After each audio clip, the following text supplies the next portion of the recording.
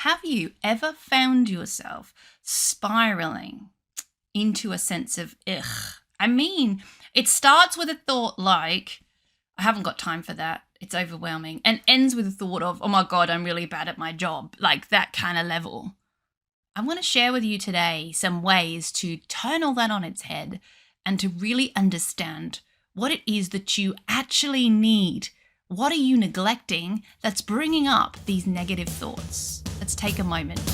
Hi, I'm Selena Woodward and I'm an English and drama teacher, university lecturer, and with edufolios.org, a big-time reflective practitioner.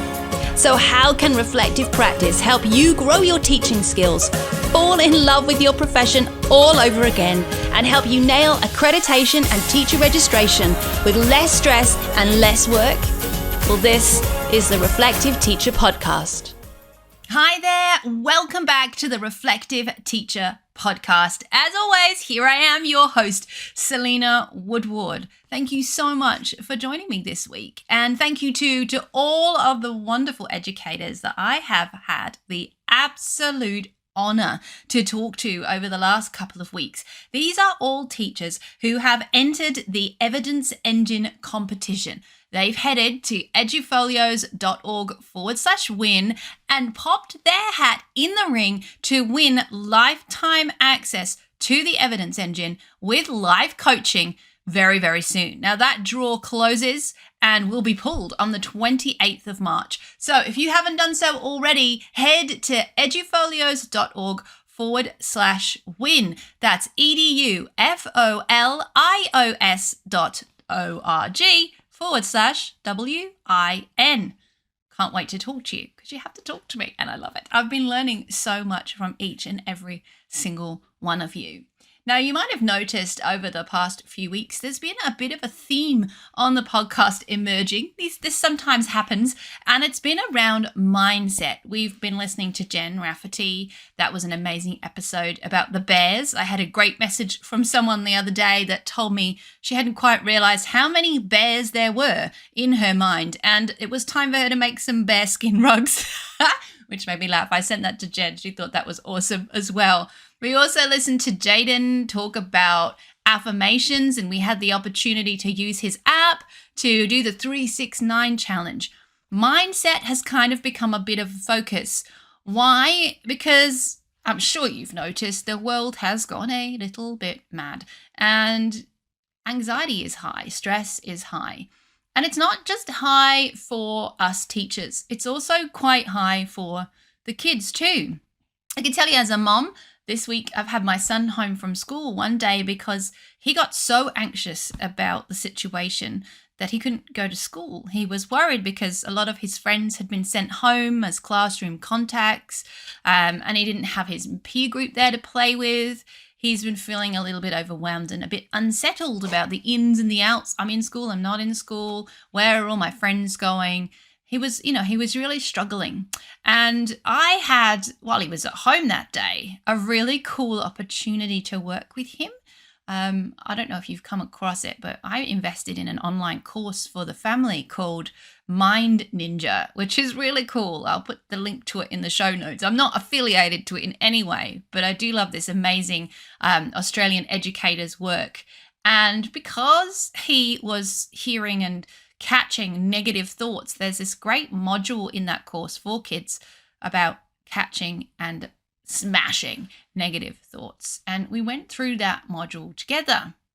And it was really interesting because we learned by doing that module that every time our brain shows us a negative thought, it's obviously trying to protect us. We learned that from Gen 2. But if we don't address that thought, another one joins it 20 seconds later, which he worked out was like 300 odd negative thoughts every hour. And no wonder we're feeling overwhelmed if we allow ourselves to listen to these thoughts. We don't pause, we don't address them. They build up, they create a big storm in this kid's version of big stormy clouds. And she was talking in this module about catching that negative thought and reframing it, smashing it and reframing it into a nicer thought. And as I was doing this module with my son, I realized that there's a lot of these little thought clouds hovering over us as educators at the moment. And I wanted to do this podcast episode to try and help us to smash some of those negative thoughts. As I talk to each person who's entering the competition, I always ask, what are the challenges that you are currently facing around accreditation or around gathering evidence, working with the standards? And it's interesting what comes up. And a lot of what I'm being told is definitely a negative cloud. So see if you can relate to this. Like, for example, and this isn't taking any words from anyone, I'm making this one up.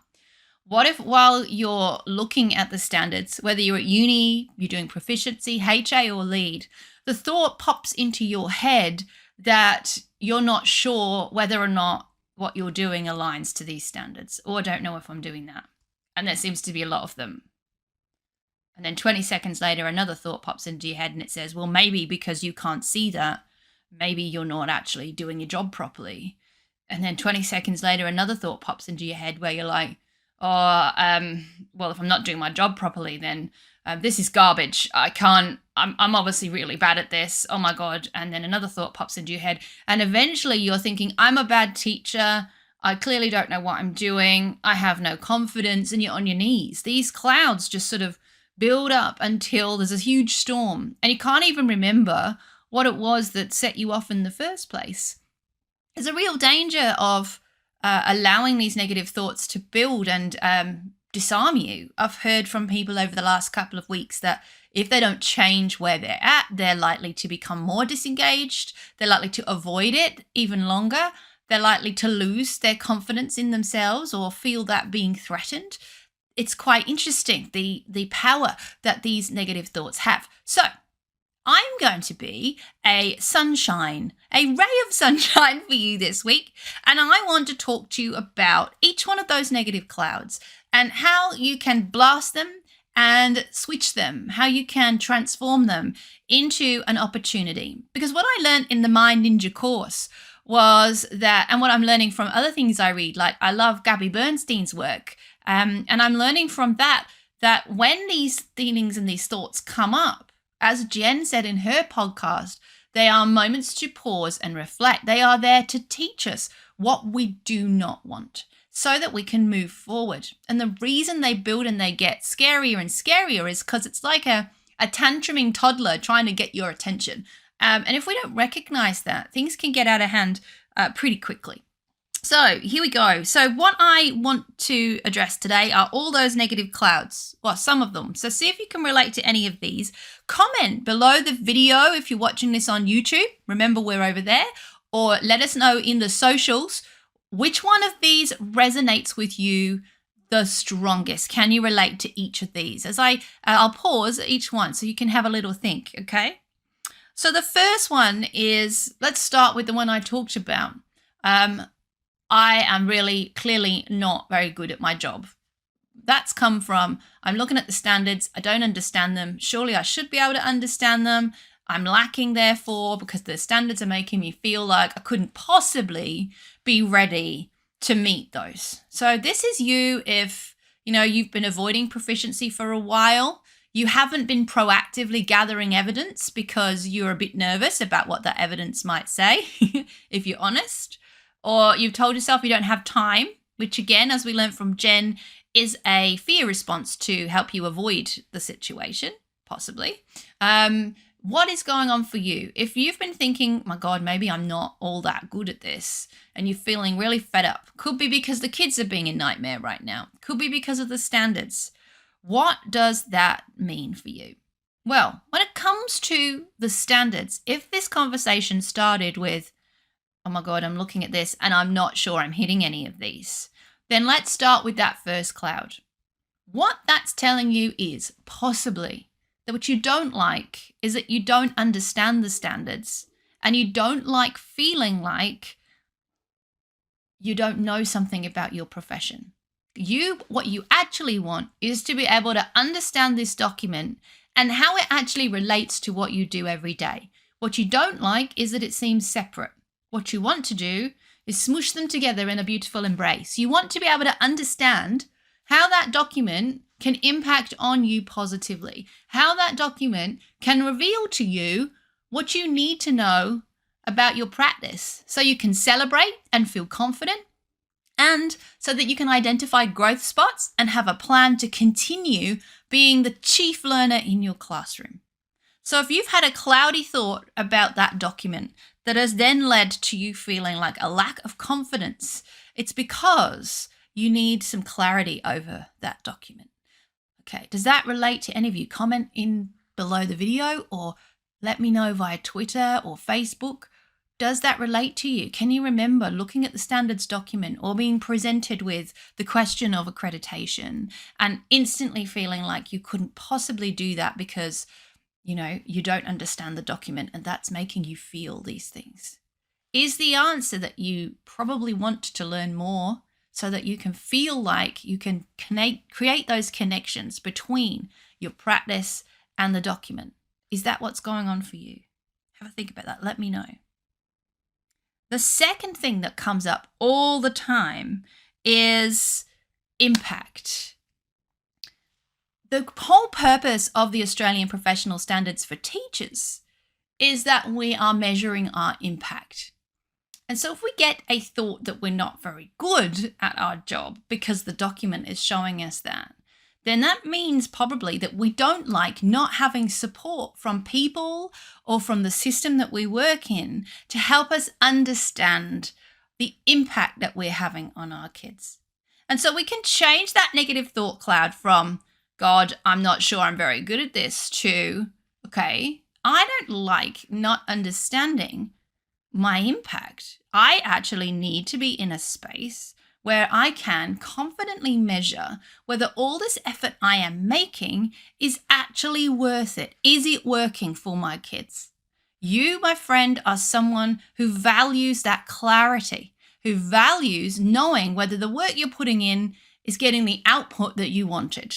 So maybe that cloud is telling you that now is the time to understand how to measure that for yourself. I hear a lot of people trying to look for someone to tell them that they're good at their job. And I get it. Being seen by others, being heard, being recognized as good at what you do is really important. We all want to be seen. But, we can do that for ourselves to a certain degree too. We can learn how to measure our impact in a way that is going to make us feel like we're doing our best. We understand what's working. We're repeating that, we're building on that, and we understand what's not working and we're making changes. So if a parent did come and ask you about their kid, you'd be really clear about what you're doing and what's working and what's not working. That then leads us to a plan for the future. If you are worried that you're not good at your job, or you're worried that you're stuck and you can't make any more career progression. That's another thing. Like maybe you've approached accreditation because you're looking to elevate, you're looking to move forward in your career.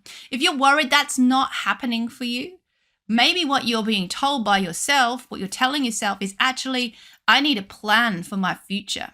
One of the things I've heard a few times is, hey, I want to actually know what PD I actually need. I want to know what my strengths are so that I can plan to share those with others, HA, and I want to know what my growth spots are so that I can plan to grow in those areas and continue to feel fulfilled in my career, continue to feel inspired by new learning. So maybe what that's actually saying is not that you crap at your job, but that you want to know clarity. You want to plan. You want to know what your strengths are and you want to know what your growth spots are and you want to be able to move forward. Okay, so far that feeling of, oh God, this is all overwhelming. It's too much. I'm probably not good enough. Has led us to, okay, I'm somebody who really needs to know that I'm having a good impact. I might be somebody who really needs to have a plan. I like to know what my growth spots are. I like to know what my strengths are, and I like to have a plan. And it's led us to building our confidence by learning how we can measure our impact ourselves using specific tools so that we know that we're doing our best. All of these negative emotions can be flipped. Can you see? Maybe you want to feel empowered to help others and you're surrounded by people who are finding this really hard and you're feeling like you're letting them down. You're in a leadership role, you're in a management role, and you're supposed to be helping these people and you don't know how. You want to feel empowered. You want to feel empowered to help other people. So rather than being stuck in I don't know what this is about, we're just going to avoid it for as long as possible and I'll just sign the paperwork and hope nobody asks any questions. Maybe you're excited by the idea of a new version of you who can't wait to share your knowledge because you are feeling confident in it, because you understand the power of it. You know how to help other people have a plan. You know how to evaluate your own teaching and your own pedagogies and your impact on others. And so now you want to share that with as many people as you can. Can you see how each of these little negative clouds, thank you very much, my ninja, can be twisted if we look at why they've come up and what that's telling you do not want? If you are feeling it's too hard or you don't have enough time, is that because you don't want to waste your time on the wrong thing? And you want some specific step-by-step guidance, some really clear pathways to help you move forward.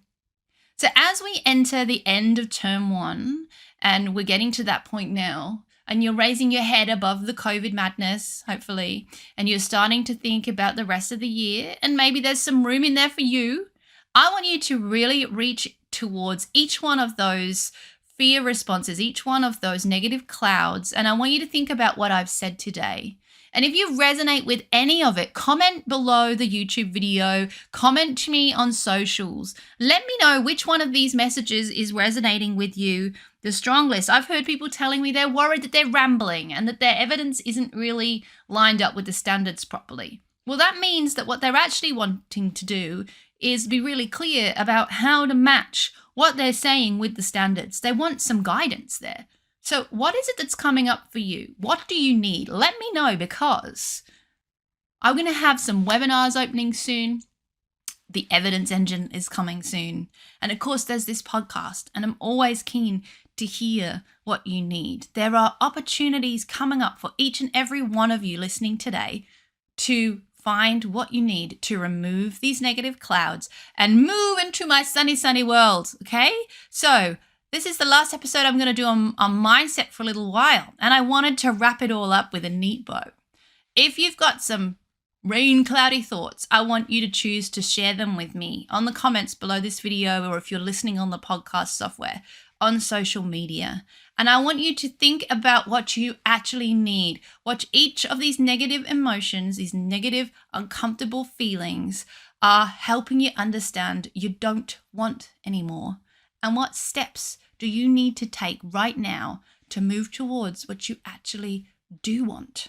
Because that's really, really important for you, for your kids, and to me, because I want to make sure that you get that support.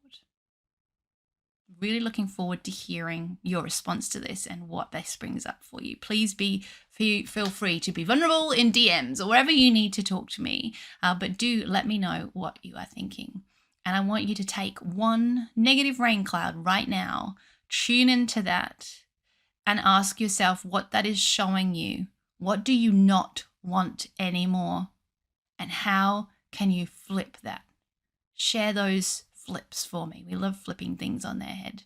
If you're feeling negative about something, what is that showing you do not want? And what do you want to do instead? Let's get empowered. Let's move you forward. Well, that's it for this week's episode of the Reflective Teacher Podcast. If you're subscribed to the podcast or our mailing list, keep an eye out because there are some exciting opportunities coming up. If you're on the wait list for the Evidence Engine, you will hear them first because you, my friends, have been waiting in that wait room. So if you're not on the wait list, get your name on that if you want to hear the exclusive first. Make sure that you subscribe to us over on YouTube. We're getting steady numbers of increases there on the channel. Each one of these episodes is now being filmed and added up to YouTube, so you can watch them and listen to them whenever you want to via YouTube. Of course, make sure you like us on Facebook and follow us on Instagram to keep up to date with all of the latest happenings at Edufolios. That's how you find us, EDUFOLIOS. iOS. Can't wait, genuinely, to read your comments. I really want to know how you feel about this topic. Until next week, take care.